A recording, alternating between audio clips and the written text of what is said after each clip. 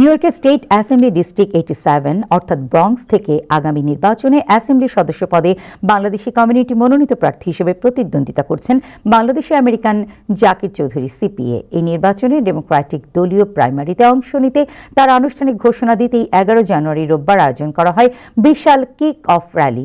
ব্রঙ্কসের Sterling Bangla বাজারে আয়োজিত এই র্যালিতে বিভিন্ন স্তরের বিপুল সংখ্যক মানুষ অংশ নেন। র্যালিতে জাকির চৌধুরী সহ কমিউনিটির বিশিষ্ট ব্যক্তিবর্গ শুভেচ্ছা বক্তব্য রাখেন এবং সার্বিক সহযোগিতার মাধ্যমে তাকে বিজয়ী করার আহ্বান জানান।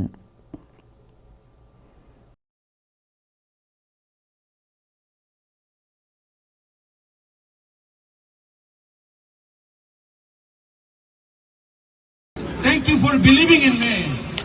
Thank you for believing in this district. I am so grateful to see you all, to my friends, my family, my supporters here who came here with this cold season. I really appreciate it.